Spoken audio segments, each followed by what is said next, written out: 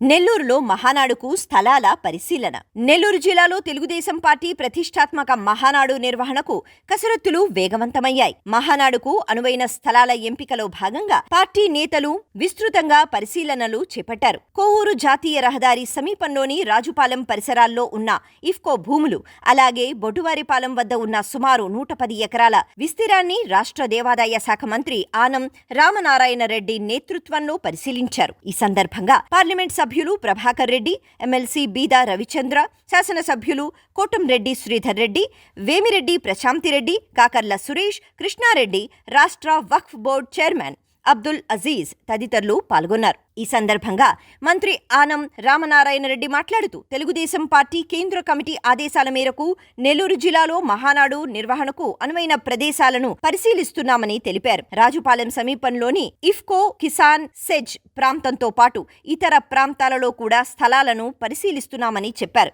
Nellore rural, Sarvepalli నియోజకవర్గాలలో కూడా అనువైన స్థలాలపై పరిశీలన కొనసాగుతుందని ఆయన పేర్కొన్నారు. అన్ని ప్రదేశాలను పరిశీలించిన అనంతరం వివరాలను కేంద్ర పార్టీకి నివేదిస్తామని, అనంతరం కేంద్ర టీం మరోసారి పరిశీలించి తుది నిర్ణయం తీసుకుంటుందని వెల్లడించారు. మహానాడు నిర్వహణకు సరైన వసతులు, రవాణా సౌకర్యాలు, విస్తీర్ణం వంటి అంశాలను దృష్టిలో ఉంచుకుని తుది స్థలాన్ని ఎంపిక చేయనున్నట్లు పార్టీ వర్గాలు వెల్లడిస్తున్నాయి.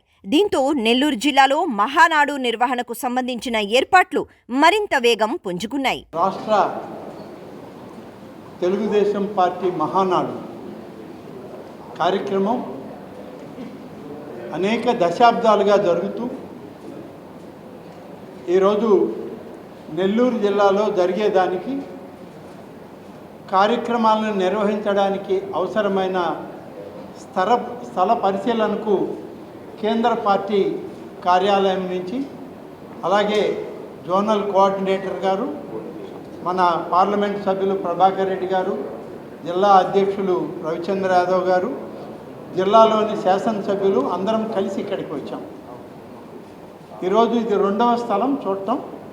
ఈ 2 స్థలాల తర్వాత మరిన్ని స్థలాలు కూడా చూసిన తర్వాత రేపు కేంద్ర కార్యాలయం నుంచి పార్టీ నాయకులు పెద్దలందరూ కూడా వస్తారు. వారు కూడా సమీక్షించుకున్న తర్వాత నిర్ణయం చేయడం అనేటువంటిది జరుగుతుంది.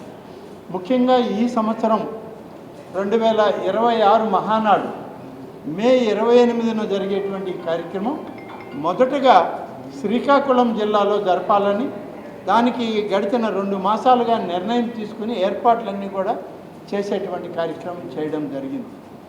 కానీ మనకి ప్రధానమంత్రి శ్రీ నరేంద్ర మోడీ గారు విశాఖపట్నం, విజయనగరం ప్రాంతాలకు వారు వచ్చేటువంటి అవకాశం ఉంది.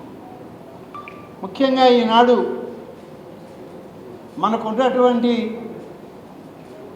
విజయనగరం ప్రాంతంలో విశాఖపట్నానికి మధ్య జరిగేటువంటి అంతర్జాతీయ విమానాశ్రయ ప్రారంభం ఒకటి, అంతర్జాతీయంగా గూగుల్ సెంటర్స్ని విశాఖపట్నంలో ఏర్పాటు చేయడానికి గౌరవ ప్రధానమంత్రి గారు, వారితోటి కేంద్ర మంత్రులు, ముఖ్యమంత్రి గారు అందరూ కూడా విశాఖపట్నం, విజయనగరం ఆ ప్రాంతాలకు రావడం జరుగుతుంది.